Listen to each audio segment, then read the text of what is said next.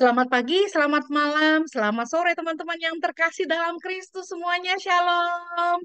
Selamat berjumpa kembali bersama-sama dengan kami dari PDK Maria Bunda Allah. Senang sekali pada hari ini kami bisa berkumpul bersama-sama lewat acara Zoom ini. Dan seperti biasa saya Riana Atmajaya akan menjadi moderator pada acara pada hari ini yang akan ditemani oleh seperti biasa my partner in crime and my partner in Christ. MD Tirta. Oh, di partner in crime sih, judulnya partner in crime.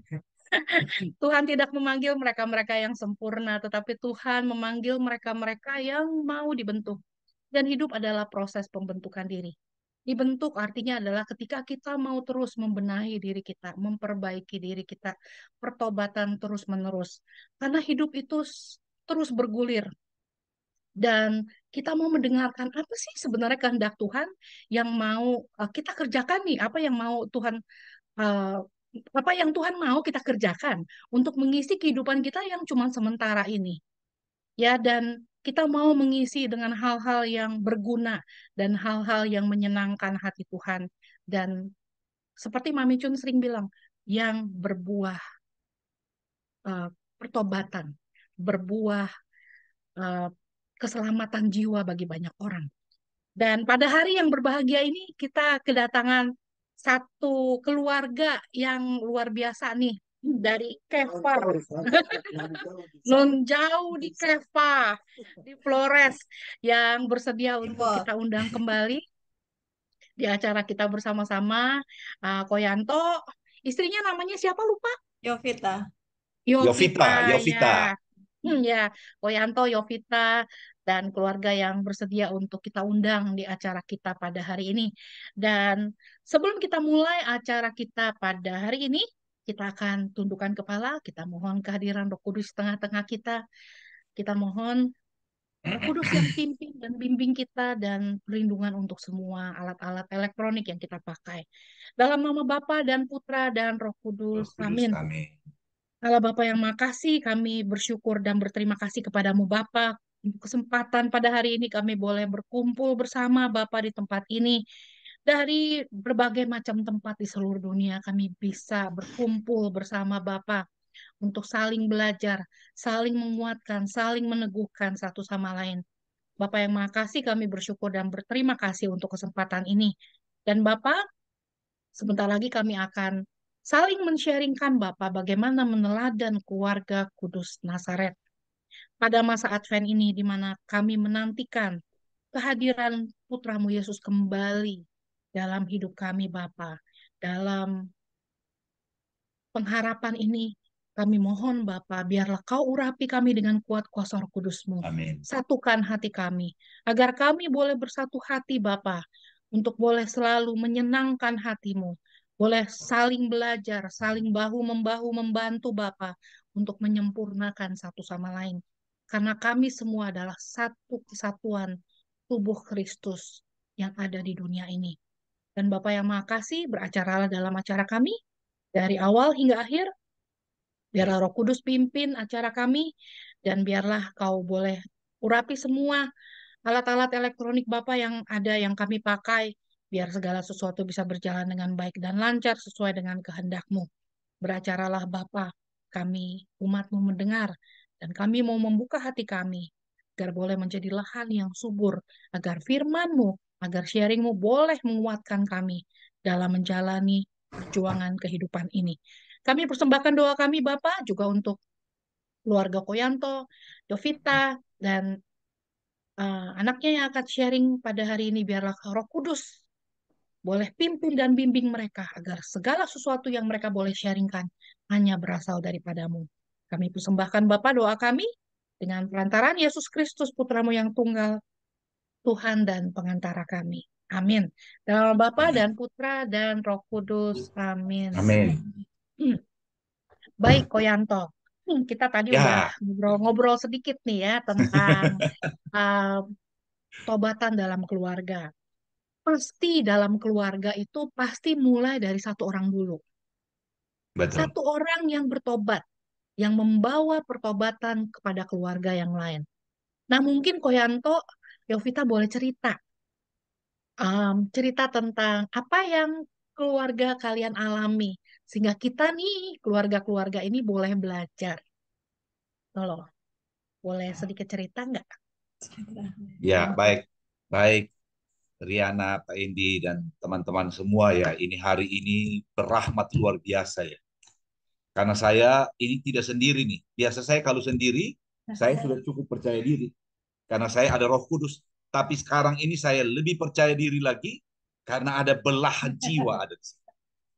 Tahun ini kami dua ini 25 tahun pernikahan. Tahun ini. Ya, jadi ya, pokoknya dalam tahun ini kita 25 tahun pernikahan. Jadi saya suka bilang ke dia ya, ini kita dua punya rambut ini sudah mulai ada banyak putihnya. Karena saya sudah 55 tahun dan istri saya Yun sudah 52 tahun. Jadi saya bilang dia begini, biarpun kita dua punya rambut makin putih seperti perak, tapi kita dua punya cinta itu tetap seperti emas 24 karat. Itu yang paling penting. Itu yang paling penting. Ya, jadi memang kami dua ini memang sejak awal itu kami ketemu itu memang uh, Tuhan pertemukan di PD Thomas ya. PD Thomas Ibu Chun itu ya, sekian puluh tahun yang lalu. Dan memang sejak awal itu kami berdua pada waktu lahir baru, kami dua secara pribadi itu sangat serius tentang menentukan pasangan hidup. Sangat serius sekali. Karena bagi kami terlalu banyak contoh, orang hanya mengandalkan dari mata turun ke hati. Akibatnya adalah yang kita bisa lihat begitu banyak tragedi karena ditipu oleh mata dan ditipu oleh hati. Begitu. Jadi kami dua itu memang sepakat untuk mengatakan bahwa kalau bukan Tuhan yang pertemukan kita, kita tidak pernah tahu apa yang akan terjadi ke depan. Ya, jadi karena itu saya juga berdoa, kemudian dia juga berdoa, kemudian jadilah kita Tuhan pertemukan. Tapi yang paling penting adalah buahnya setelah kami ketemu itu apa. Itu yang paling penting. Karena kalau kita dua ikut pesta ya, di gedung-gedung yang luar biasa, selalu diputar ada pre-weddingnya, begitu ya.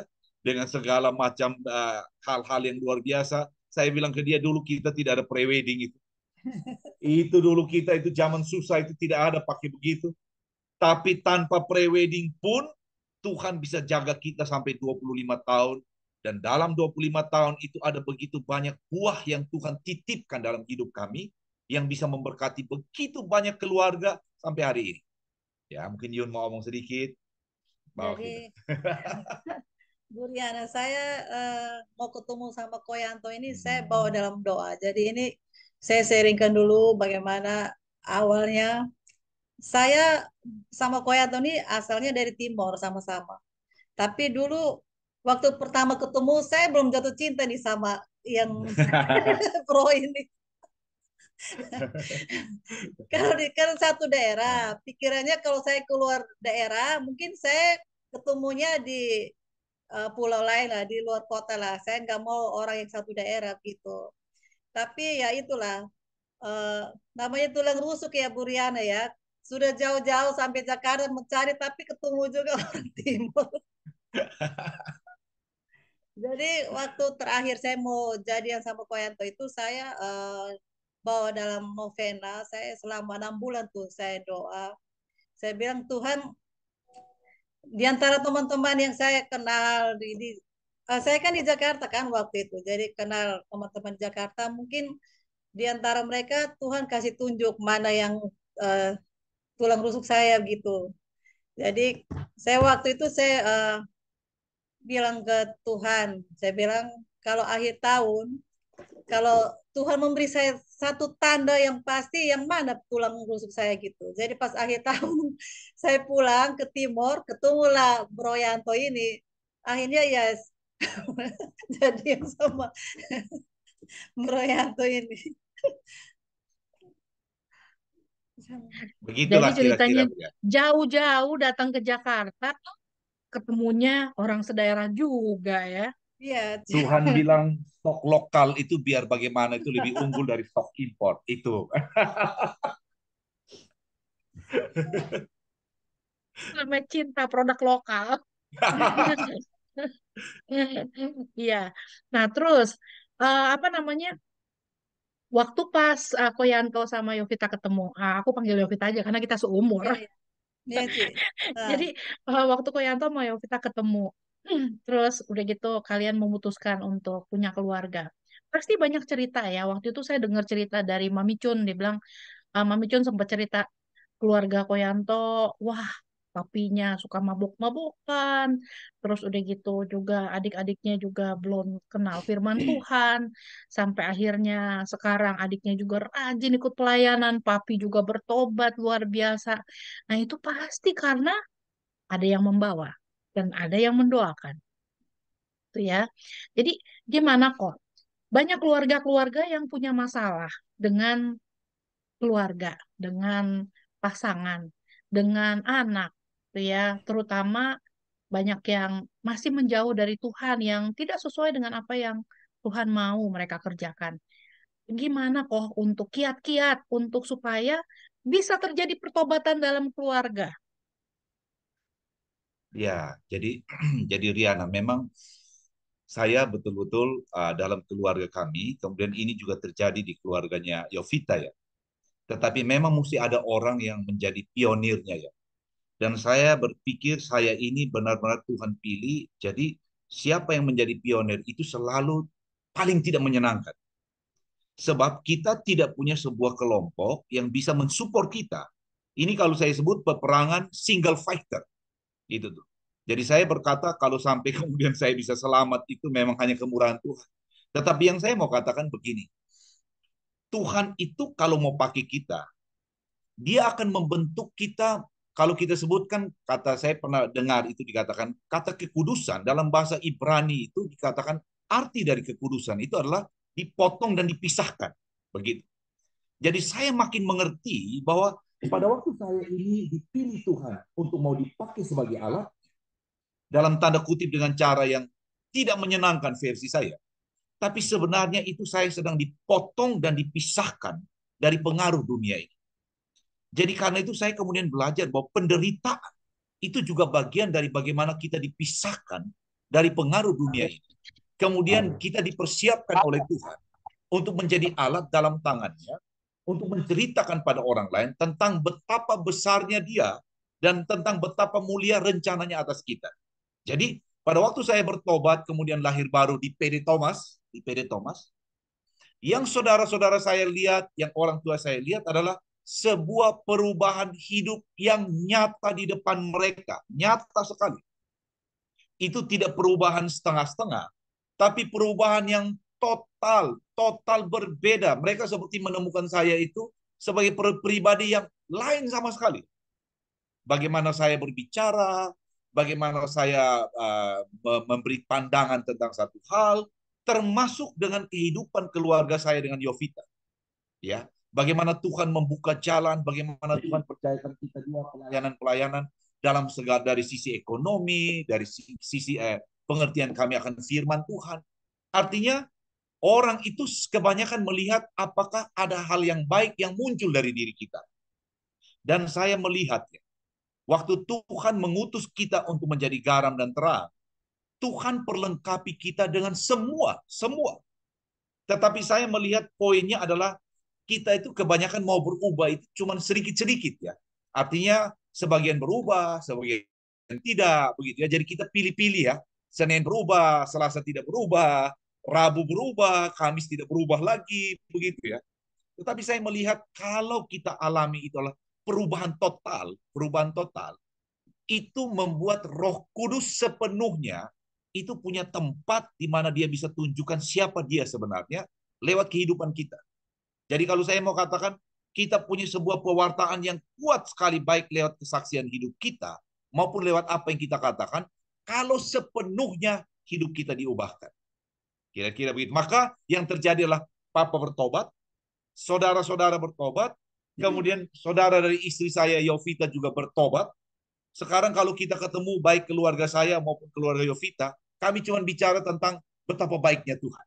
Kami tidak pernah bicara tentang siapa lebih kaya dari siapa lebih hebat dari siapa, tapi kami hanya bicara apa yang kita bisa lakukan supaya orang lain menjadi lebih baik hidupnya. Dan ini sekarang keluarga kami ini kalau ketemu itu sudah kumpulan surga kecil di mana kami kumpul. Luar biasa sekali. Luar biasa sekali. Begitu, Riana. Ya baik, pasti perjuangannya juga nggak 1 2 hari kan kok. Ya, jadi butuh doa juga kan, ya. Iya. Betul. Terutama maksudnya eh, dengan keluarga dan dengan anak-anak nih, anak-anak yang dengan zaman now yang luar biasa ini. Pasti banyak challenge juga kan. Apalagi maksudnya anak-anaknya Koyanto juga kan umur berapa kok mereka sekarang? Ya, yang Pasti. paling besar Tasya itu 24 tahun. Hmm. 1-2 tahun lagi sudah mau menikah itu. Waduh, Jadi nomor 2 itu Gerald 20 22 tahun. Gerald. Kemudian yang ketiga itu 16, 17 tahun, 16 tahun lah. 16 tahun. wah oke. Hmm, pastinya nggak mudah kan kok dealing sama yang teenager ini, sama yang muda-muda ini kok. Tapi gimana caranya Koko Betul. tuh ngajak mereka, Koko dan Betul. Yovita ngajak mereka untuk kenal Tuhan, untuk ikut pelayanan, untuk ikut aktif. Gimana kiat-kiat yang Koyanto dan Yovita kerjain untuk ngajakin mereka untuk yuk kita pelayanan bersama, yuk kita berdoa bersama, yuk kita melayani Tuhan bersama. Jadi Yuk, gini, Yun dulu, Yovita dulu, Yovita dulu. Bu Riana, jadi anak-anak kami itu waktu masih dalam kandungan, jadi saya sama Koyan itu sudah ikut PD kan sejak masih muda. Jadi waktu anak masih dalam kandungan kami sudah sering pelayanan, mereka sudah sering kami bawa. Maksudnya waktu lahir juga pelayanan kemana juga kami sering bawa anak-anak kami. Akhirnya sampai mereka sudah TK, sekolah, mereka terus di dalam lingkup komunitas PDKK. Jadi anak-anak itu ya puji Tuhan secara tidak langsung mereka ikut melihat bagaimana apa yang kami lakukan. Akhirnya mereka juga bertumbuh imannya. Jadi di rumah juga saya sama Koyanto juga sering kami memberikan contoh yang baik kepada mereka. Contohnya saat-saat kami makan, kami kan sering kumpul makan bareng gitu kan. Jadi kami mengikuti caranya Ibu Mami Chun. Jadi kalau waktu mau makan, mau ngajarin mereka berdoa, saya cepat-cepat dalam nama Bapa dan Putra dan Roh Kudus, langsung saya suruh, ayo, Tasya berdoa. Jadi mereka nggak bisa Menghindar, tidak bisa menghindar, lari. langsung saya berdoa. Jadi meskipun doanya hanya sepotong juga, mereka sudah mulai belajar berdoa gitu. Itu salah satunya gitu. Baik, oke, saya tambah ya, teman-teman sekalian ya. Kami kami belajar untuk di meja makan itu tempat di mana kami mengajarkan pada anak-anak kami tentang hidup ini adalah sebuah pilihan. Kemudian setiap orang punya konsekuensi untuk harus menanggung akibat daripada pilihan. Saya kasih contoh beberapa waktu yang lalu. Jadi kami selalu tukar pikiran tentang apa yang sedang terjadi. Dan saya sering katakan pada anak-anak kami begini. Kamu lihat ya, 25 tahun pernikahan kemarin kami makan, saya tanya pada anak-anak kami. 25 tahun kamu tahu papa dan mama ini sudah menikah. Seumur Tasya 24 tahun.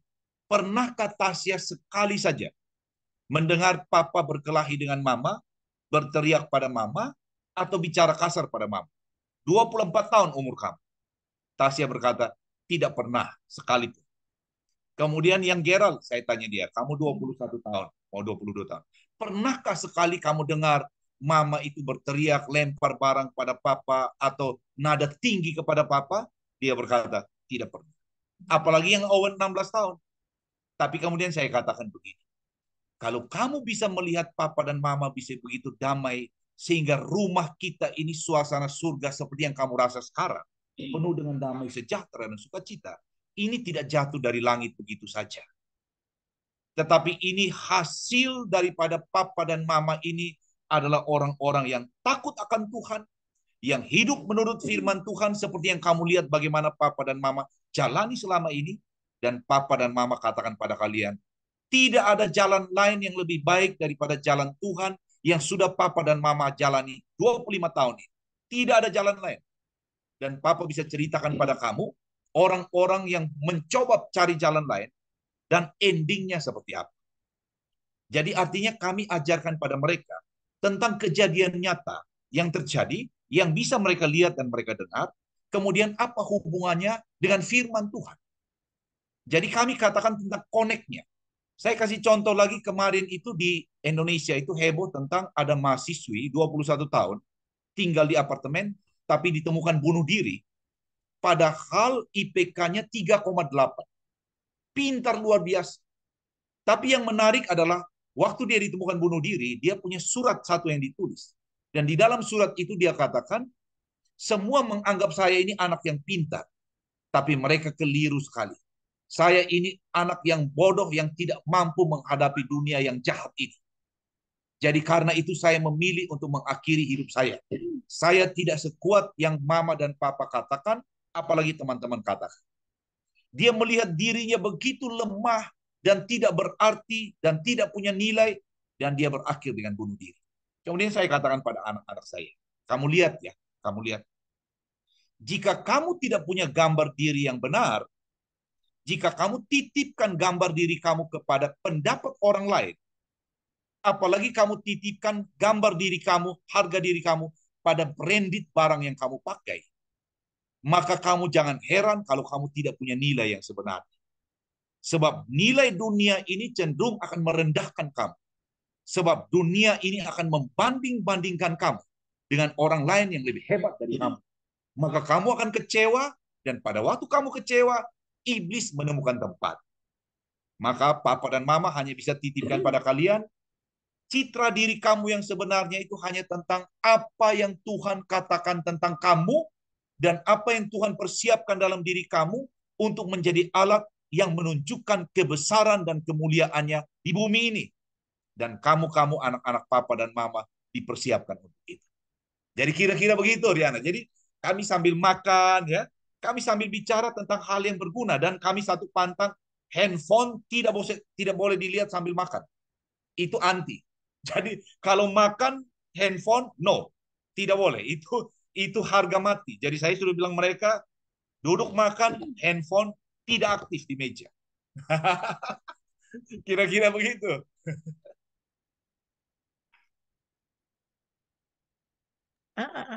Luar biasa nih sharingnya nih. Dan betul ya, itu berarti kalian ada kesatuan hati. Karena bersatu hati untuk kasih tahu anak-anak. Nah, banyak dari pasangan yang suka saling menyalahkan. Itu kerjaan kamu, itu tugas kamu yang mesti kasih tahu, bukan tugas saya. Loh, itu semua mesti kerjain. Jadi kita saling menyalahkan satu sama lain, bukannya kita saling bekerja sama. Nah, itu masalahnya dengan banyak keluarga, mereka nggak bisa menjadi contoh teladan untuk anak-anak karena mereka udah saling nyalah-nyalahin satu sama lain. Saya tambah sedikit tambahan juga, mungkin juga pasti ya, pasti ada kasih lah ya. Pasti ada kasih. Kalau kita aturan-aturan dan aturan aja ya, orang anak sekarang kan nggak bisa digituin. Kita aja nggak bisa diaturan aturan, nggak ada kasihnya ya kan. Kita paling jujur aja, kita juga pernah badung. Saya badung dulu, ya kan. Aturan dan aturan aja memang nggak bisa kalau nggak ada Ya, kasih. kita berdua tuh latar belakangnya amat sangat bertolak belakang. Saya anak nerd, ini anak Badung. Badung. Innocent looking bastard. Jadi anak Badung ketemu anak nerd. Oke, hidup saya penuh dengan aturan-aturan, dia keluar aturan terus. Iya, karena dari broken home juga dulunya. Ya. Nah, tapi kita kita melihat dan kita mengamati, biarpun kita berdua nggak punya anak, ya, tapi kita mengamati gimana keluarga-keluarga banyak yang ribut, banyak yang berantakan, dan anak-anak pada nggak dengar kata sama orang tua. Ya, pertama adalah karena teladan orang tua yang mereka nggak bisa lihat. Ya, mereka nggak bisa melihat teladan orang tua, eh, contoh orang tua yang baik, sehingga mereka pikir, ah, nyari contoh yang lain aja di luar sana dah. Orang tua nggak bisa dicontoh, tuh ya. Betul. Apalagi kalau papi mami saling menyalahkan satu sama lain terus-menerus. Nah, untuk orang-orang yang mencari seperti ini, apa kiat-kiatnya kok? Supaya mereka eh, bisa memperbaiki diri. Itu loh, jangan cuman kita melihat dan mau koreksi orang, tapi kita nggak koreksi diri sendiri.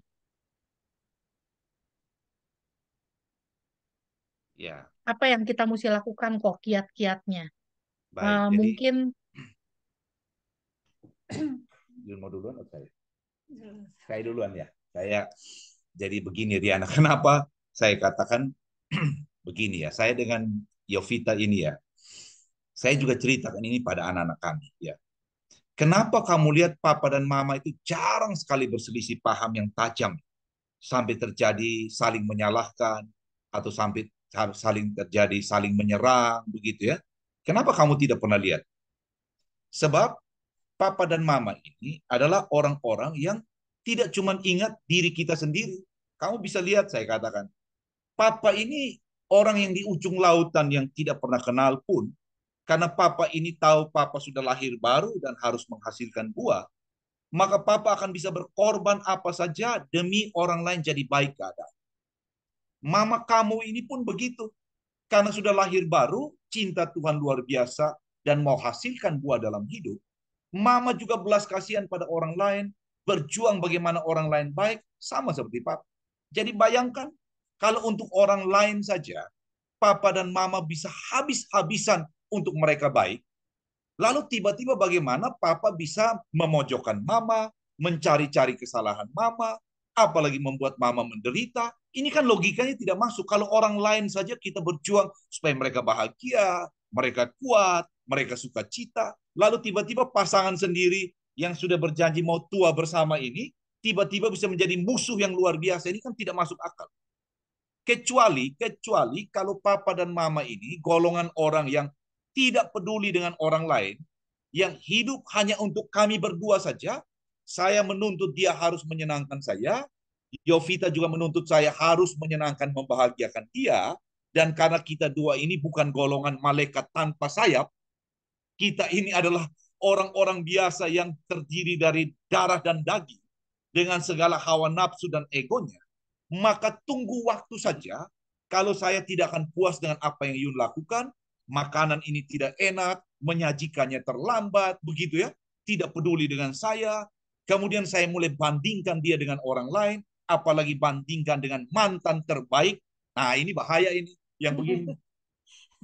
Begitu juga Yun, ini tiap hari hanya mata ke saya, menuntut saya harus membahagiakan dia, harus memberikan terbaik pada dia. Jika dua orang ini hanya hidup untuk diri sendiri, tidak perlu lama-lama iblis masuk di dalam, pasti masuk di dalam untuk menunjukkan tentang kelemahan pasangan masing-masing dan untuk menunjukkan kalau dia tidak bahagia ini pantas karena pasangannya tidak membahagiakan dia. Nah, ini alasan kenapa kami dua tidak punya celah di mana kami dua akan muncul pertikaian yang tajam. Kami tidak punya alasan untuk itu. Nah, mungkin Yun mau tambah? Kalau saya pertama saya berpikir bahwa pasangan saya ini adalah satu sosok yang Tuhan ciptakan yang tidak persis sifatnya sama seperti saya. Jadi saya harus belajar bagaimana mengerti dengan dia karena tanpa saling pengertian bagaimana mau cocok. Ini namanya cetakannya beda, ini cetakannya beda yang nggak bisa klop lah gitu.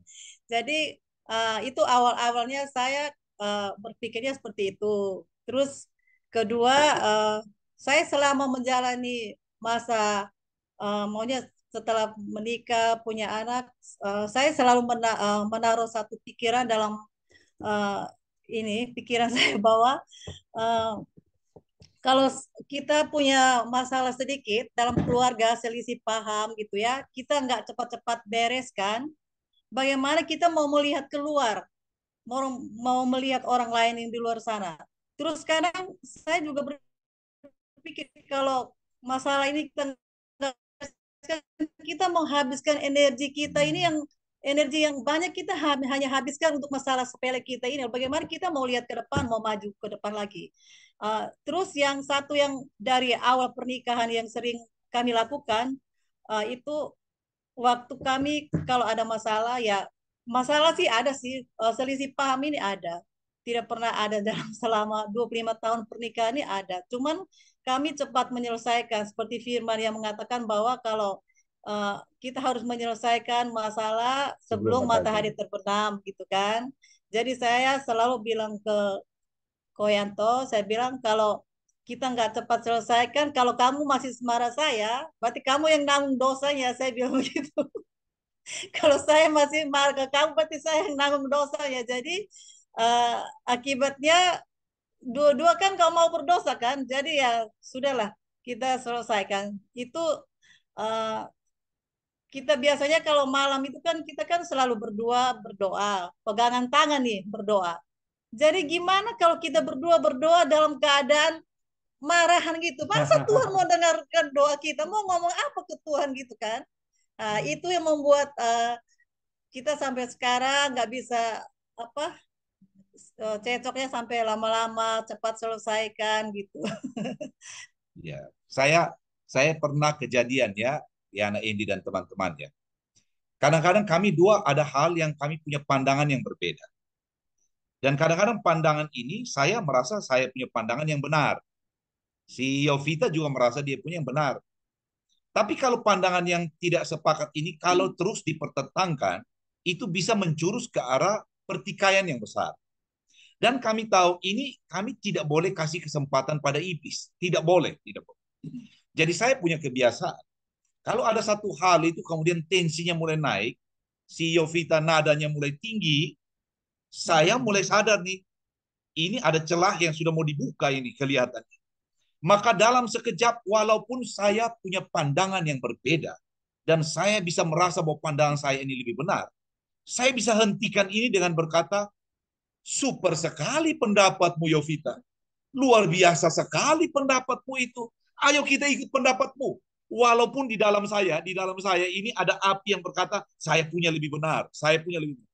Tapi demi memutuskan tangan-tangan iblis yang mulai mau masuk dalam pertikaian, saya berani katakan stop, tidak boleh. Dan saya katakan super sekali pendapatmu itu. Maka tiba-tiba dia justru sudah ketawa dan tensi jadi turun. Maka iblis harus minggat dari kita. Karena dia tidak punya lagi celah untuk masuk. Jadi menghentikan seperti ini, kita mesti biasa. Karena biasanya saya punya satu ilustrasi, itu kami di rumah ini musim begini ini kami lagi musim jambu air. Jambu air. Buahnya besar-besar, merah sekali. Yovita selalu taruh di meja begitu ya. Kemudian saya lihat, waduh ini segar sekali, lagi panas di sini ya.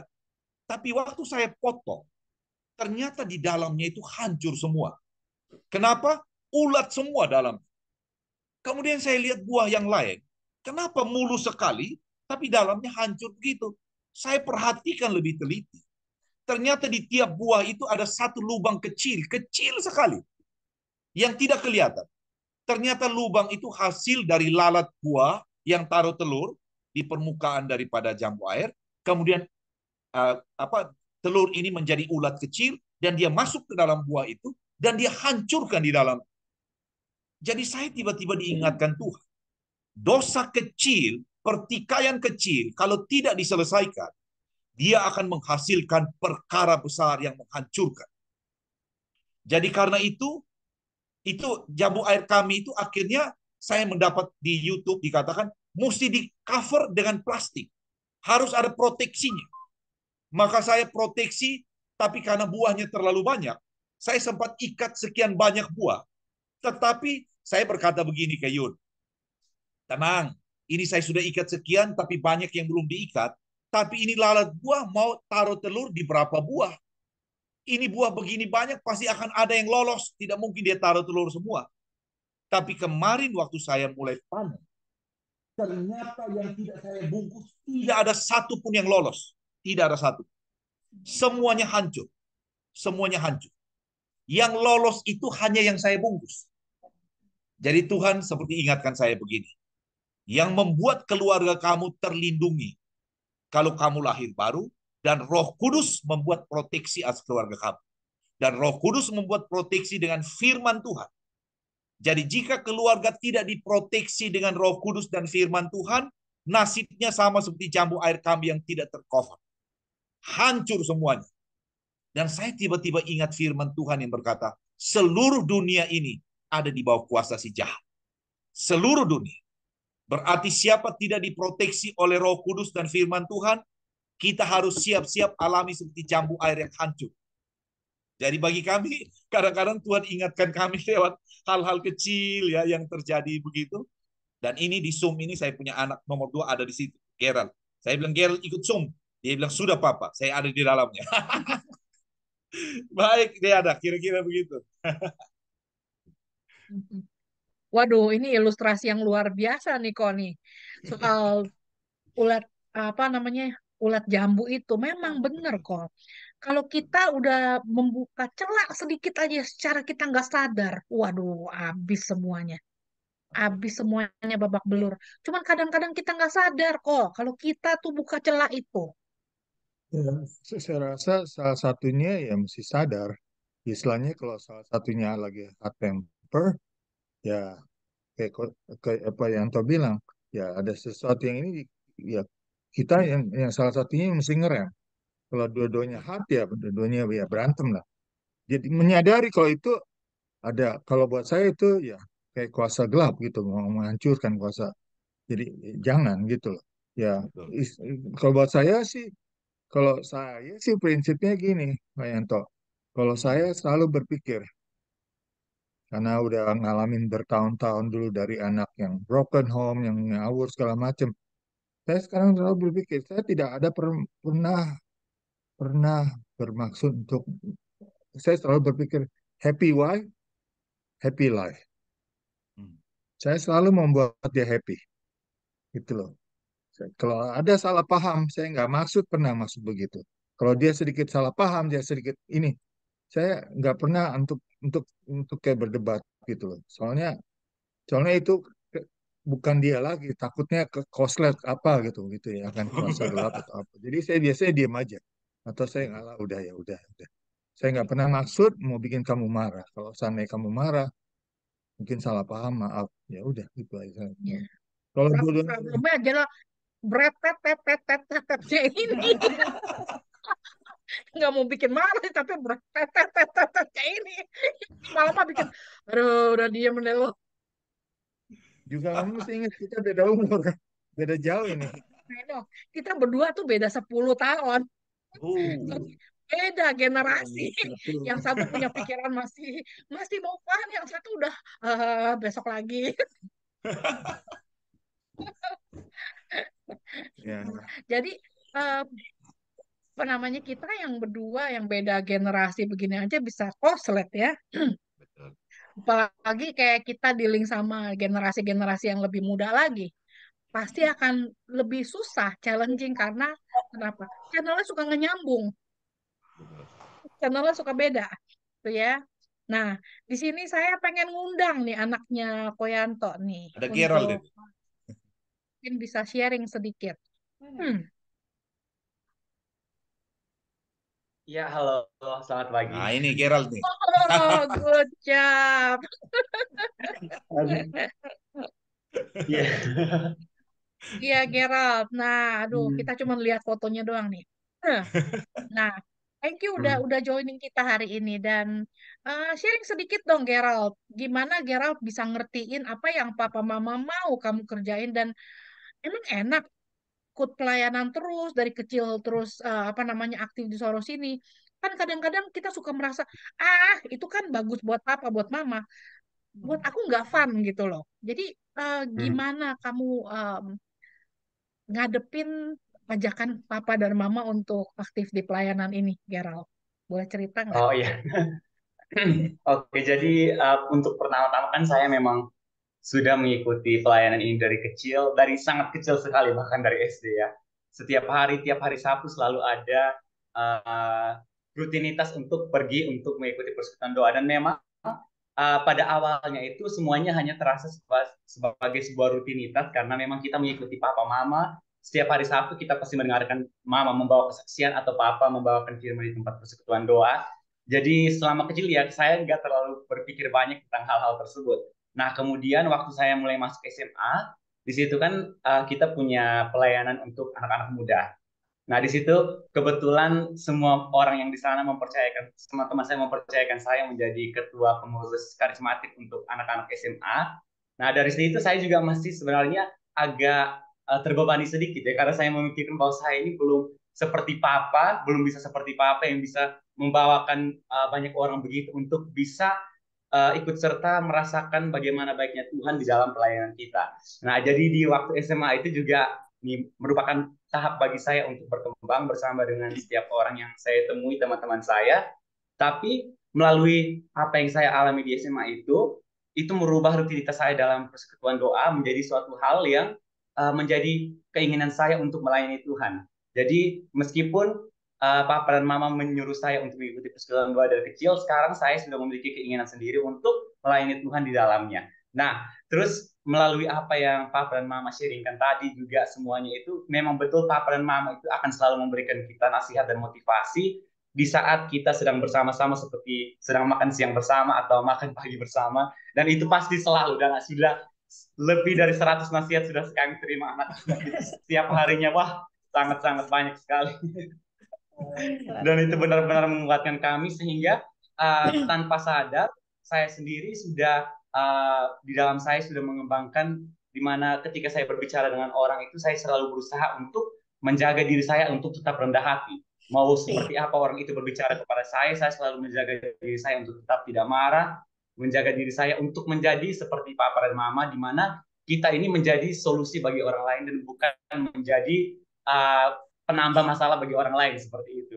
Nah, jadi saya sangat-sangat bangga sekali dengan kedua orang tua saya di atas setiap pengajaran yang telah diberikan kepada saya, dan saya berharap ke depannya itu nanti saya juga bisa lebih fokus lagi dalam pelayanan seperti kedua orang tua saya. Seperti itu.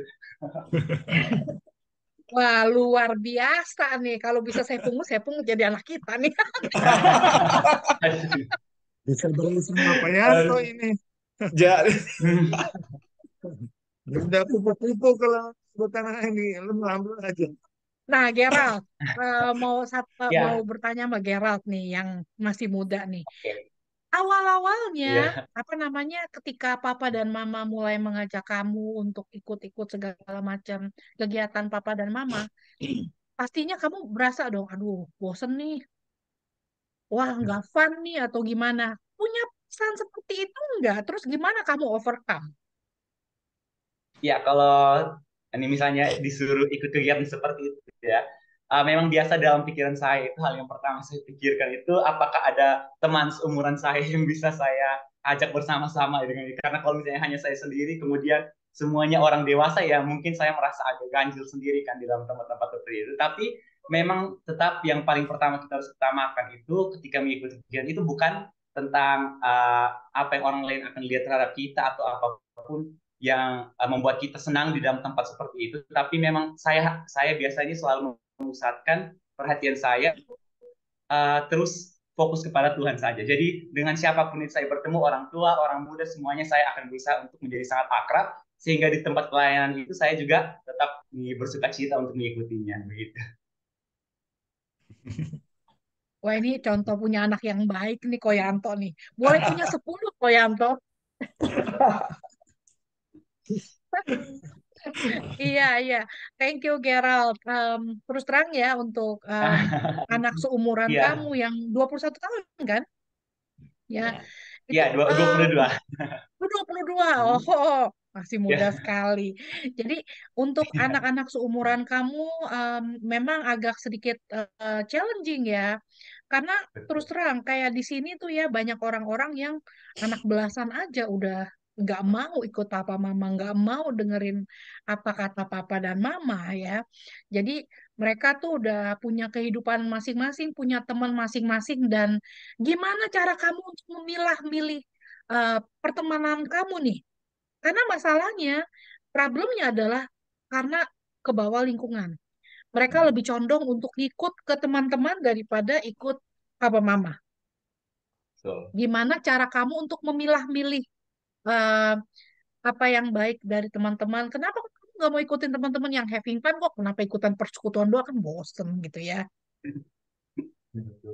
Iya, jadi kalau saya cerita lagi, Jadi kalau sejak saya kecil di sini, SMA di sini kan tentu saya ikut pelayanan di sini dan banyak sekali senior-senior saya yang membawa saya untuk berkenalan dengan semua teman-teman saya di Persekutuan Doa. Nah, kalau di daerah NTT di Kota Kekpa sendiri memang betul orang-orang yang saya temui, kakak-kakak kelas saya ataupun yang seangkatan dengan saya, semuanya itu di sini memiliki jiwa kekeluargaan. Oleh karena itu, saya selalu sini pasti orang yang paling akrab dengan saya di daerah kami adalah orang-orang Persekutuan Doa. Tapi memang kalau waktu itu saya kuliah di Surabaya, itu mulai terlihat bahwa wah pergaulannya udah berbeda sangat jauh dan teman-teman saya punya pemikirannya masing-masing. Nah, di awal saya masuk kuliah, orang-orang yang pertama saya kenali juga benar bahwa pergaulan di Surabaya, di Jawa itu, di luar kota itu memang sangat berbeda sekali. Mereka punya ketertarikan dengan hal-hal yang ketertarikan dengan hal-hal duniawi ya, kalau saya sebutkan, dan itu memang merupakan hal-hal yang sangat berbahaya sekali. Tetapi ketika saya pertama mendengarkan cerita dari mereka tentang hal-hal tersebut, tidak pernah sekalipun ada pikiran dalam kepala saya untuk tertarik akan hal-hal tersebut. Malahan ketika mereka berbicara kepada saya tentang hal-hal tersebut, entah kenapa saya menjadi bosan dan saya hanya tidak menghiraukan pembicaraan mereka dan mencoba untuk mengalihkan pembicaraan, karena di teman-teman saya di Jawa banyak sekali yang seperti itu, dan saya berusaha untuk terus berkenalan dengan banyak orang agar saya nantinya bisa mendapatkan teman-teman yang baik. Nah, kemudian setelah beberapa 1 tahun 2 tahun kuliah itu akhirnya baru saya bisa mendapatkan semacam satu grup teman-teman begitu. Itu satu grup teman-teman apa? Itu semuanya itu benar-benar fokus untuk kegiatan-kegiatan kuliah saja. Dan meskipun ada satu atau dua orang yang kadang-kadang berbicara atas hal-hal yang kurang benar, tapi kalau misalnya saya berada di dalam tengah-tengah mereka dalam grup tersebut, mereka menjadi segan untuk berbicara hal tersebut karena mereka tahu saya tidak suka hal tersebut. Jadi meskipun di sana ada banyak-banyak orang, anak-anak muda yang masih kurang tertarik dengan hal-hal pelayanan dan tertarik dengan hal-hal duniawi, selama kita tidak membukakan diri kita terhadap hal tersebut, maka tanpa sadar mereka juga akan menyesuaikan dengan kita, karena mereka juga tidak ingin kehilangan kita sebagai seorang teman. Gitu. Bagus, berarti itu udah berakar dalam. Betul. Baik, sebelum kita lanjutkan, ini ada satu pertanyaan nih dari Ko Ahyan. Silakan, Ko. Ayo silakan, Ko. Yang bertanya yang angkat tangan mana? Nyalain, Ko. Nah, Ini dari Jambi nih. Oke, aku sharing aja sebentar. Aku lower hand dulu. Oke. Semalam kebetulan aku chat sama Yuni. Ya, Riana ingatlah Yuni tinggal di Sacramento. Sacramento mungkin sekitar 1 jam dari rumah si Riana. Ada yang menarik. Dia cerita bahwasanya sekarang Amerika nggak enak. Katanya kemarin aja di Florin sudah ada 2 penembakan apa segala. Jadi mereka kalau keluar rumah itu sudah ada dikduk. Tapi poin saja ya saya yang sangat penting adalah dia cerita bahwasannya orang-orang tua ASEAN di Sacramento itu sebenarnya sangat kasihan dia bilang. Karena waktu mereka migrasi ke sana itu tentunya mungkin mereka susah. Sehingga mereka kerja keras untuk menghidupkan keluarga ya. Nah, ini dia bilang sekarang anak-anaknya itu kalau sebulan bisa 2 kali kunjungan ke rumah orang tua aja sudah luar biasa sekali. Anak-anak di sana karena dididik di sana juga nggak mau tinggal sama orang tua. Nah, dia menceritakan kepada saya bahwasannya ada kejadian bahwa orang tua itu kena infeksi karena tidak berani merepotkan anaknya, akhirnya meninggal orang tua itu. Nah, ini sharing yang saya rasa bagus juga. Itu aja Riana. Thank you, Ko. Itu saya rasa itu terjadi bukan cuma di Amerika aja, kok. Di Indonesia juga banyak, gitu ya. Di mana relasi antara orang tua dengan anak itu tidak kurang kurang baik istilahnya. Gak usah jauh-jauh, keluarga saya sendiri terjadi seperti itu.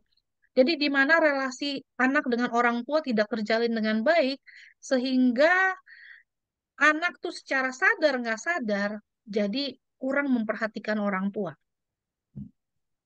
Tuh ya, boro-boro mau kunjungan. Eh, kejadian papa saya itu 3 tahun tidak dikunjungi oleh anak-anaknya. Saya jauh. Saya nggak bisa kunjungin mereka jauh. Dan biaya untuk mengunjungi papa itu mahal banget. Kita lagi nggak ada duit. Tuh ya. Jadi saya tuh bolak-balik kirim message ke adik-adik saya, tolong kunjungi papa, tolong kunjungi papa, please. Karena papa lagi udah keadaan dari Alzheimer, nggak lupa ingatan, dan nggak ada anak-anak di sekitar situ. Sampai akhirnya ketika papa udah sakit parah, saya yang mesti ubur-ubur mereka. Apa udah sakit parah? Bawa ke rumah sakit buruan. Ya, cicinya yang jauh di luar negeri yang mesti ngober-ngober. Itu ya. Itu semua karena relasi yang terpecah. Relasi yang nggak baik antara orang tua dengan anak, anak dengan orang tua. Yang menyebabkan jadi nggak ada rasa cinta. Rasa kasih antara orang tua dengan anak jadi terputus. Itu yang banyak terjadi saat ini. Makanya ketika kita melihat relasi Koyanto, istri dan anak begitu luar biasa indahnya, itu yang kita mau pelajarin. Apa kuncinya? Sehingga kalian mempunyai kasih yang luar biasa. Sehingga komunikasi bisa berjalan dengan baik dan lancar. Sementara waktu di belahan dunia yang lain, itu begitu kacau. Nggak usah jauh-jauh, tetangga mungkin bisa seperti itu. Jadi, the reason why kenapa sampai saya ambil topik ini adalah karena kejadian ini ada dan nyata. Bagaimana kita menanggulangi permasalahan yang ada ini supaya menjadi lebih baik, membenahi keluarga kita menjadi lebih baik. Karena pasti kalau ada masalah pasti ada solusi, gitu ya. Dan kita mau belajar makanya dari keluarga Koyanto, dari Gerald ya, bagaimana kalian bisa saling mencintai satu sama lain. Kasih yang terbentuk di antara keluarga kalian. Itu yang mau kita gali lebih dalam bagaimana kita memperbaiki keluarga-keluarga kita. Gitu kok. Baik, baik, Rian. Ini makin dalam ya. Jadi artinya tadi Koahen sharing itu juga itu fakta ya. Itu fakta. Tidak usah jauh-jauh ke Amerika, Indonesia atau di tempat kami itu juga sama. Bagaimana orang tua ditelantarkan ya. Tetapi kalau kita lihat ya, sebenarnya kita sebenarnya kalau waktu kita belajar, makanya firman Tuhan katakan, kamu akan mengetahui kebenaran, dan kebenaran itu akan memerdekakan kamu. Jadi kalau saya sebut, sebenarnya kita tidak usah jauh-jauh. Pilar daripada keluarga itu hanya tentang kebenaran firman Tuhan. Dan firman Tuhan itu kalau kita baca, hukum yang paling utama itu adalah kasihilah Tuhan Allahmu dengan segenap hatimu, segenap jiwamu, segenap akal budimu, segenap kekuatanmu, dan kasihilah sesamamu seperti dirimu sendiri. Nah, ini kalau kita bicara tentang kasih di antara keluarga, memang kita harus bangun sejak awal, sejak awal. Memang rasa kasih ini tidak bisa datang begitu saja. Itu mesti hasil dari kita melatih kasih kita. Dan melatih kasih kita karena kita mengerti bahwa itu adalah hukum yang tertinggi. Anak-anak saya itu, saya harus pastikan itu mereka mendapat kasih yang terbaik dari kami orang tua. Dan kalau kasih yang terbaik itu sudah saya pakai istilah diinvestasikan. Berinvestasi kasih itu tidak pernah gagal. Tidak pernah gagal. Sebab kasih yang kita tanamkan karena kita mengerti firman Tuhan yang berkata begini. Apa saja yang kamu lakukan, lakukan dengan segenap hati seperti untuk Tuhan dan bukan untuk manusia. Maka kita ketemu orang siapapun, kita akan mengasihi orang itu seperti mengasihi Tuhan. Apalagi anak-anak kita sendiri, itu tuh. Jadi kita akan lakukan yang terbaik yang kita bisa berikan. Dan investasi ini yang namanya kasih itu tidak pernah gagal. Tidak pernah gagal. Kita bisa lihat, kalau hasil investasi itu seperti anak saya Gerald, atau Owen yang kecil, atau Tasya, begitu ya.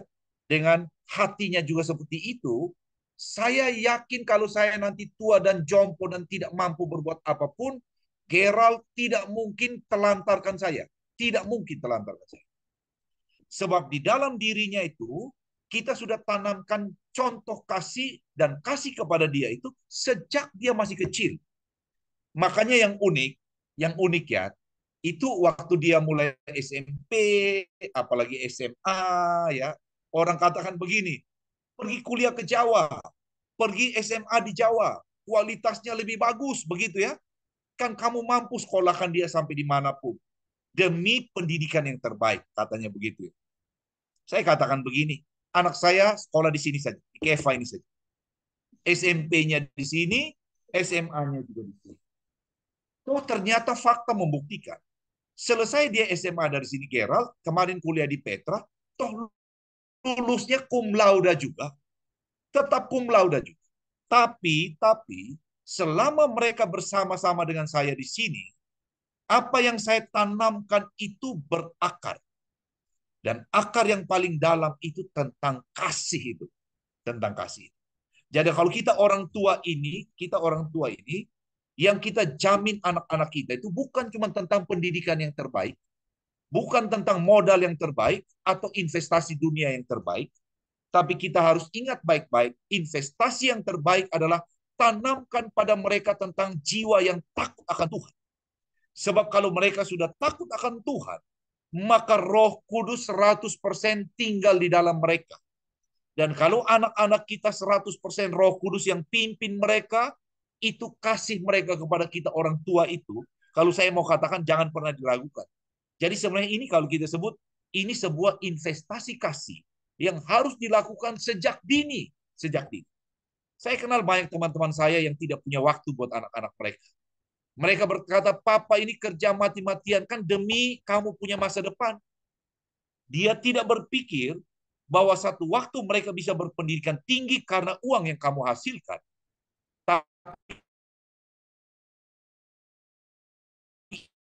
Ikatan batin di antara video Keyun.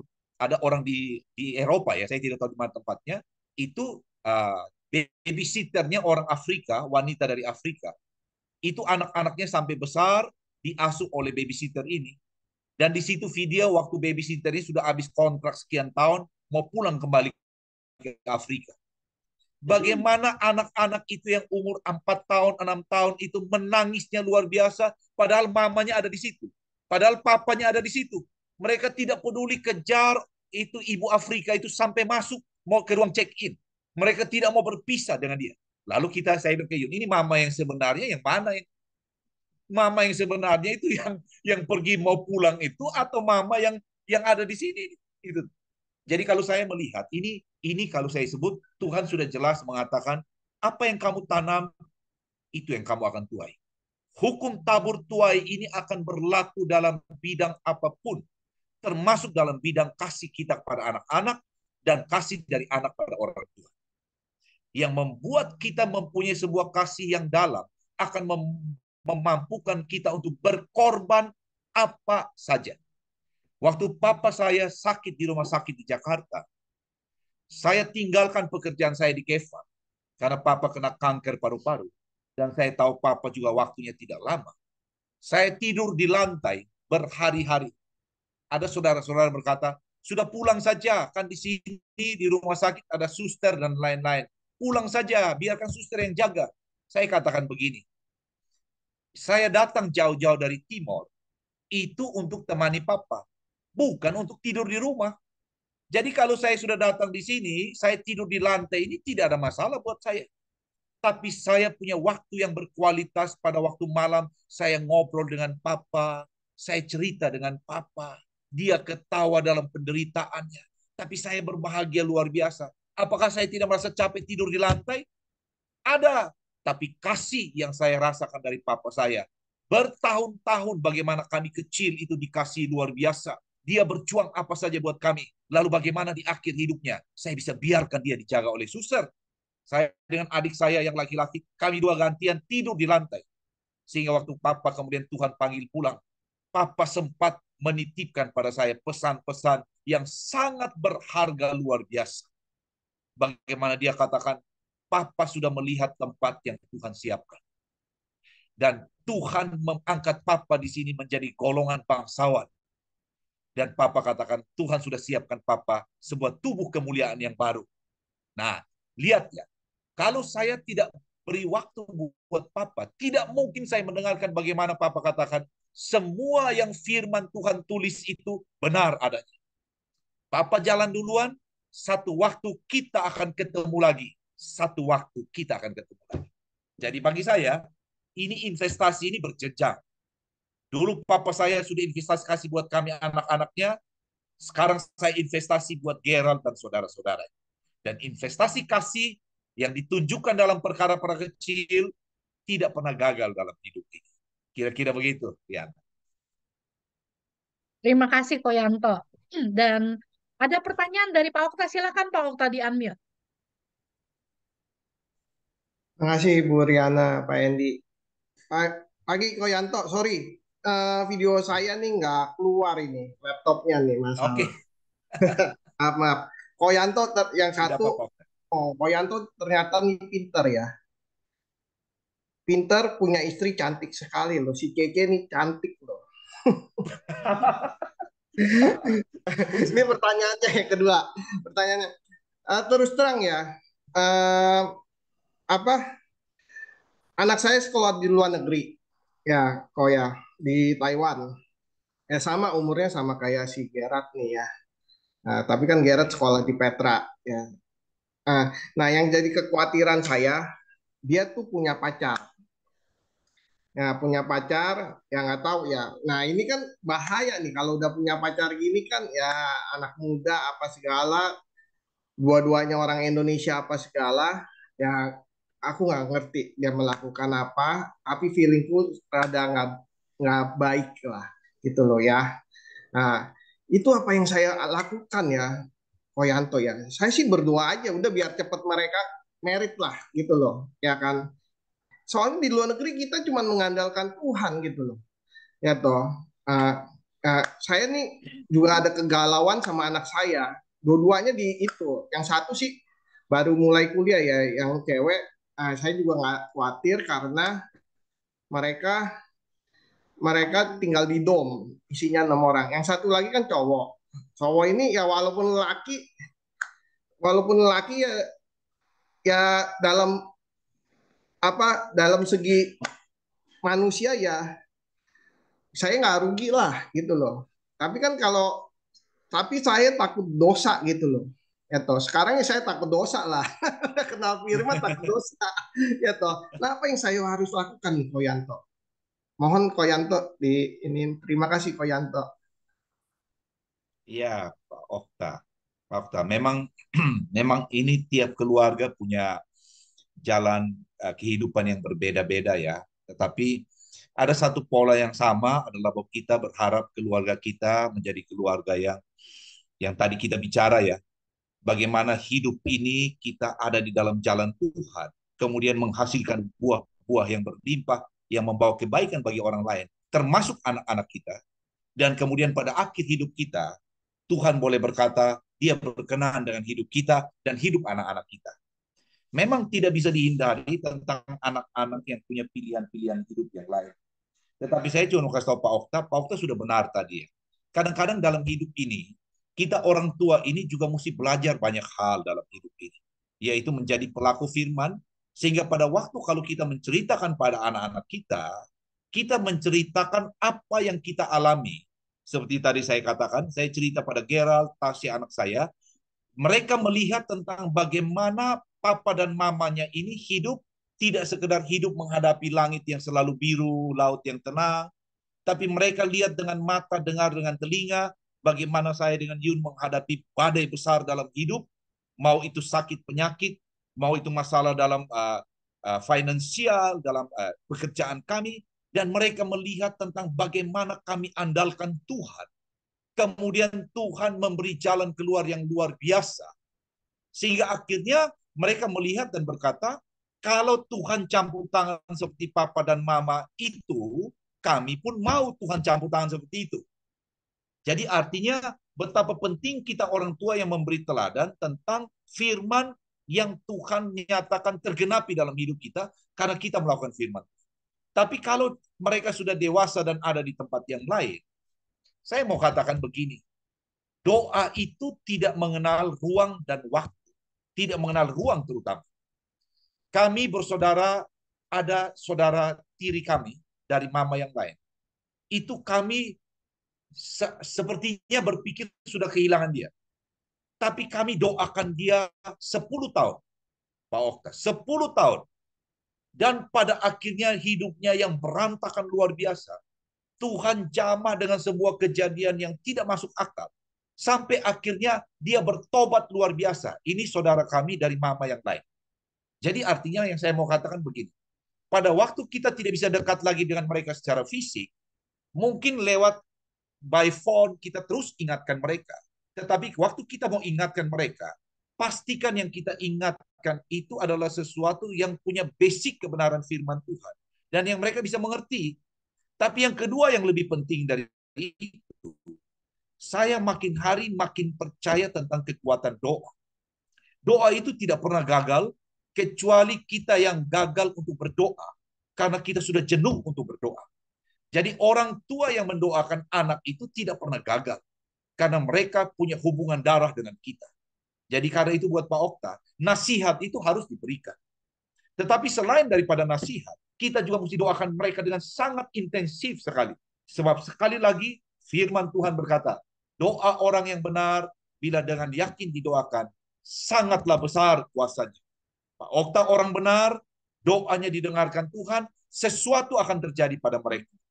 Tapi jika mereka bicara dengan Pak Okta, berusahalah untuk tidak bicara hal dunia, tentang politik, tentang apapun, tapi bicara tentang kebenaran firman Tuhan. Sebab firman Tuhan tidak pernah kembali dengan sia-sia. Hanya itu mungkin yang bisa saya bagikan. Terima kasih. Terima kasih Ko Yanto. Ya. Ya, Lega. semoga menguatkan ya Pak Okta semakin rajin berdoa. Ya. Dan semakin percaya kalau Tuhan nggak pernah meninggalkan kita. Kalau Tuhan akan selalu mendengarkan doa-doa kita dan Dia bekerja pada waktunya. Amin. Amin. Itu aja. Yang penting kita menjadi contoh yang baik aja lah, menjadi teladan yang baik. Amin. Ya. Tadi si Koahian sempat bilang, buah tuh nggak jatuh jauh-jauh dari pohonnya. Buah nggak akan jatuh jauh-jauh dari pohonnya. Kalau buah jatuh jauh-jauh dari pohonnya, itu berarti ke bawah angin itu. Kalau saya sedikit tambahin soal doa, saya selalu percaya dengan doa. Karena saya produk dari doa. Ya, saya selalu percaya dengan doa. Saya makanya apapun, apalagi pernah salah satu contoh yang kita pernah dengar di sini di Amerika, dulu sekarang jadi pastor, jadi mungkin vocation director. Dulunya itu anak itu semacam kayak Saint Augustine, Santa Agustinus. Luar biasa nakal. Nakalnya. Segala macam kejahatan dia Kejahatan sampai di penjara, keluar masuk obat segala macam, udah segala macam. Nah, habis-habisan, udah habis-habisan nakal itu. Kalau mau nonton dia punya cerita dalam bahasa Inggris ya. itu Donald Coldplay. Conversion of Father Nah, Coldplay. itu satu father, satu pastor ya yang amat sangat nakal dulunya. Segala macam kejahatan dia pernah kerjakan. Sampai pernah ikut Sampai naik pesawat di di Borgol. Sampai duduk baru dilepasin. Tuh loh, sakingnya udah pemerintah Jepang udah bohwat dengan anak yang nakal ini karena berhubungan dengan geng, berhubungan dengan yakuza di sana. Tuh loh, jadi udah luar biasa nakalnya. Obat-obatan, kejahatan yang dia nggak pernah kerjain, dia udah pernah kerjain semua. Tapi ketika Tuhan menjamah hidupnya, Tuhan merubah hidupnya luar biasa. Saya bilang kalau anak kita nggak sampai begitu parah, dia bisa dirubah, kita pun bisa dirubah. Saya percaya sekali. Amin. Teman makan waktu Amin. mesti sabar gitu loh. Mesti sabar memang. Saya suka dengan bahasa Inggris unceasing prayer. Doa yang tidak berhenti-henti. Ya, henti-henti. Ya, doa dengan iman. Kalau dia bisa dirubah, kenapa kita enggak? Betul. Ya, dan apa yang kita bisa lakukan sebagai orang tua, sebagai tante dan om adalah mendoakan. Kita mendoakan anak-anak kita. Masa depan dunia ini ada di tangan anak-anak. Ya, jadi kita punya pengharapan yang besar nih sama Gerald nih untuk menjadi papi lebih hebat daripada papi nantinya. Tuh ya. Jadi Amin. untuk menjadi lebih hebat daripada papi dan mami nantinya, dan cari pasangan yang seperti mami Amin. nanti di kemudian hari ya, dan terus menjadi orang-orang yang taat dan tekun.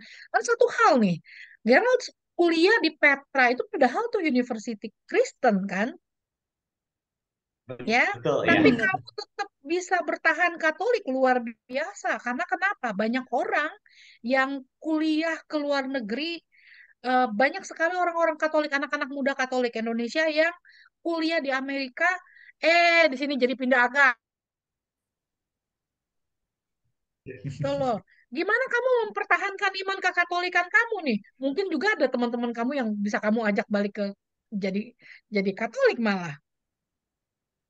Iya, jadi kita meskipun di Universitas Kristen Petra Tante, itu tetap di waktu itu saya masuk di kelas awal kuliah itu kebetulan mereka menggabungkan anak-anak yang dari luar pulau semuanya di satu kelas.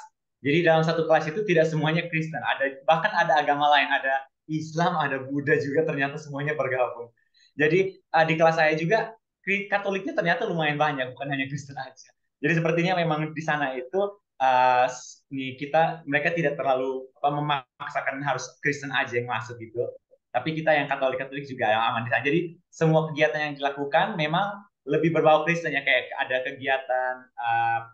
kegiatan pelayan kebaktian di kampus itu lebih gayanya gaya Kristen ya mereka waktu melakukan. Tapi ya karena saya juga sudah terbiasa di persekutuan doa dan juga sudah lama di persekutuan doa ini, maka saya menganggapnya sebagai suatu hal yang baik. Saya terima apa adanya sesuai dengan ajaran saya, dan saya juga bersama-sama dengan teman-teman saya Katolik lainnya. Biasanya kami kalau hari Minggu selalu janjian untuk pergi ke gereja. Jadi meskipun kita di lingkungan orang-orang Kristen di Petra, tapi teman-teman saya yang Katolik juga kita semua tetap pergi ke gereja bersama-sama tiap hari. Begitu. Wah, luar biasa nih anak muda Oh, kita yang satu Riana, ini. kita Ya, alumninya Kristen Petra, alumni saya. Oh iya. Tadi saya Oh. 9. Eh, baik, baik, baik. Cuman agamanya sama kebaktian aja yang Kristen, yang lainnya kita bebas kok. Senin Betul. Oke. biasa. Ya. Iya. Ya, puji Tuhan. Thank you banget Koyanto, Yofi, dan Gerald untuk Terima kasih. sharingnya bersama-sama dengan kita di sini. Sungguh kesempatan yang luar biasa kita bisa ngobrol-ngobrol seperti ini. Nanti next year kita ngobrol-ngobrol lagi ya dengan tema yang Amin. berbeda gitu ya. Pastinya akan banyak sekali pertanyaan dari teman-teman yang nggak bisa ikutan hari ini, yang biarin nanti mereka nonton di YouTube sendiri. Kalau Betul. mereka tertarik untuk mau belajar, mereka bisa belajar bersama. Kita akan buka topik-topik seperti ini di tahun yang akan datang lebih banyak lagi. Karena kita mau membangun gereja kecil kita yang Tuhan percayakan kepada kita untuk menjadi gereja kecil yang sungguh berkenan di hadapan Tuhan. Dan sebelum kita akhiri acara kita pada hari ini, sebentar saya share screen. Oke. Bagi teman-teman yang terpanggil untuk memberikan persembahan kasih untuk pembicara kita hari ini, keluarga luar biasa, Koyanto, Yofi, dan Gerald, dan keluarga di sana. Untuk yang di Amerika, boleh silahkan di Zelle ke saya, Riana, di 650-580-3488. Dan buat yang di Indonesia, silahkan ditransfer ke Yosiko Santoso, BCA Cabang Semarang dengan account number 182 785 8889. Sekali lagi 182 785 8889. Ayo dong yang lain, rame-rame kasih sumbangan, jangan cuma orangnya yang itu tuh lagi, itu lagi. Tuh loh. Jadi apa namanya? Saya bersyukur dan berterima kasih nih untuk para apa namanya donatur-donatur kita. Karena acara kita itu adalah dari kita, oleh kita, dan untuk kita. 100% dari apapun yang teman-teman berikan itu semua untuk pembicara kita. Dan tolong bukti transfer untuk yang di Indonesia dikirimkan ke saya di WA saya di 650-580-3488. Jadi saya tahu siapa-siapa aja yang mengirimkan persembahan kasih. Terima kasih teman-teman. Saya percaya apapun yang teman-teman boleh sharingkan itu semua untuk kebesaran kerajaannya. Dan itu pasti berguna untuk pelayanan Koyanto di Amin. baik itu di dalam lingkungannya maupun di dua keuskupan yang Tuhan percayakan untuk Koyanto nih. Luar biasa. Dan sebelum kita akhiri acara kita pada hari ini, boleh nggak Koyanto kita minta doa untuk keluarga-keluarga kita? Baik, baik. Ya, tolong doakan kita, keluarga-keluarga kita, terutama untuk teman-teman yang saat ini sedang bergumul dengan permasalahan di keluarga mereka, perpecahan di keluarga mereka, hubungan yang tidak baik dengan sanak keluarga, istri, suami, anak-anak maupun orang tua. Dan kita mohon doa untuk kita semua. Terima kasih kok. Mari kita siapkan hati dan kita berdoa. Demi nama Bapa dan Putra dan Roh Kudus. Amin. Tuhan, terima kasih untuk malam yang di Amerika, kami yang siang di Indonesia, Tuhan. Dalam sebuah persekutuan seperti ini, Tuhan, kami terlalu percaya Roh Kudus ada di antara kami tanpa dibatasi oleh ruang dan waktu. Dan kalau Roh Kudus ada di antara kami, Roh Kudus selalu membawa hal besar bagi setiap kami. Engkau tahu setiap pergumulan kami. Sebab keluarga adalah bukan rencana kami, tapi rencana Tuhan yang dititipkan dalam hidup kami. Jika kami hidup berkeluarga, kami sedang menggenapi rencana Tuhan. Dan kalau keluarga adalah rencana Tuhan, maka Tuhan akan menyertai kami dengan semua yang kami perlukan, supaya keluarga kami ini dimanapun kami berada, boleh menjadi keluarga yang menjadi cerminan kehormatan, kemuliaan, dan kebesaran Allah kami yang kami kenal dalam nama Yesus Kristus Tuhan. Karena itu kami tahu keluarga tantangannya tidak ringan karena ada iblis yang mencoba untuk menghancurkan keluarga. Tetapi firman Tuhan berkata iblis sudah dikalahkan oleh penebusan Yesus di salib, oleh darah Yesus yang tercurah, dan oleh kebangkitan Yesus dari antara orang mati. Iman ini kami pegang baik-baik untuk mengatakan kepada iblis, dia tidak berkuasa lagi atas keluarga-keluarga kami. Apakah itu ada masalah antar suami dan istri, atau masalah di dalam hidup anak-anak kami, atau relasi kami dengan keluarga, orang tua, mertua, hari ini Tuhan, malam ini, kami nyatakan kuasa itu yang mencoba untuk mengacaukan, dipatahkan dalam nama Yesus Kristus. Sebab darah Yesus itu yang membuat kami berkemenangan, bukan karena hebatnya kami, tapi apa yang Yesus lakukan di kayu salib. Karena itu kami ambil kembali damai sejahtera, kami ambil kembali kekuatan yang Tuhan telah persiapkan, kami ambil kembali hubungan keluarga yang bersatu kembali, karena kami tahu Roh Kudus tidak akan pernah membiarkan kami berjalan sendiri. Malam ini, hari ini Tuhan, kami bangkit kembali, kami punya pengharapan lagi. Seberapa hancur pun keadaan yang sedang terjadi pada hidup kami, Tuhan berkata belum selesai. Tuhan berkata yang terbaik bagi kami semua untuk keluarga kami masih ada di depan. Dan Tuhan tidak akan tinggal diam. Sebab firman Tuhan tidak pernah gagal dalam hidup kami. Kami imani pada saat ini Tuhan, apa yang kau janjikan untuk keluarga kami, hari ini kami terima dalam nama Yesus Kristus Tuhan. Akan ada kekuatan yang baru di antara pasangan suami istri, punya hati yang sama dengan anak-anak, yaitu hati yang ingin memuji dan memuliakan Tuhan lewat kehidupan keluarga. Karena itu Tuhan, pada hari ini kami nyatakan hidup kami menjadi berbeda pada waktu kami mendengarkan kebenaran ini. Sebab Tuhan punya rencana besar atas keluarga kami. Jadikan keluarga kami sebagai alat untuk menunjukkan kebesaran dan kemuliaan-Mu, menjadi garam dan terang. Jadikan keluarga kami tempat keluarga lain bertopang untuk mendapatkan kekuatan. Karena itu Tuhan, selama kami mengandalkan Tuhan, kami tidak bisa dikalahkan. Sebab kami punya perlindungan yang tidak bisa dikalahkan. Terima kasih banyak Bapak. Perlindungan itu adalah Allah Roh Kudus dan firman Tuhan. Terima kasih banyak Bapak. Kami percaya Engkau akan memeteraikan lagi setiap keluarga kami, supaya tidak ada celah sekecil apapun yang iblis bisa pakai menjadi jalan masuk. Kami berdoa karena kami terlalu percaya kekuatan doa.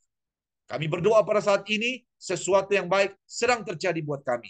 Yang sakit disembuhkan, yang bermasalah Tuhan berikan jalan keluar, yang sedang letih lesu Tuhan beri kekuatan yang baru, dan mata kami akan memandang pertolongan kami datang hanya dalam nama Yesus Kristus Tuhan. Terima kasih banyak Bapa. Inilah doa kami. Dimanapun kami berada, Engkau menyertai kami. Mulai dari sekarang sampai selama-lamanya. Dalam nama Yesus kami berdoa, kami sudah mengucapkan syukur. Amin. Demi nama Bapa dan Putra dan Roh Kudus. Amin. Tuhan memberkati kita. Terima Amin. kasih banyak Koyam. Terima kasih banyak Yovita. Terima kasih banyak ya Ralf untuk sharing-sharingnya. Ya, kita terberkati sekali hari ini boleh belajar, boleh mendengarkan sharing-sharing kalian, dan Tuhan memberkati keluarga kalian. Amin. Ya, Amin. untuk teman-teman semua yang hadir pada hari ini, terima kasih untuk kehadirannya. Dan kami dari PDK Maria Bunda Allah, kami mengucapkan selamat tahun baru, selamat Natal. Selamat Natal dan tahun baru. Tuhan memberkati, Tuhan melindungi, dan semoga di tahun yang baru nanti kita semakin beriman, semakin berakar dalam Tuhan. Oke, terima kasih semuanya. Sampai berjumpa tahun yang akan datang.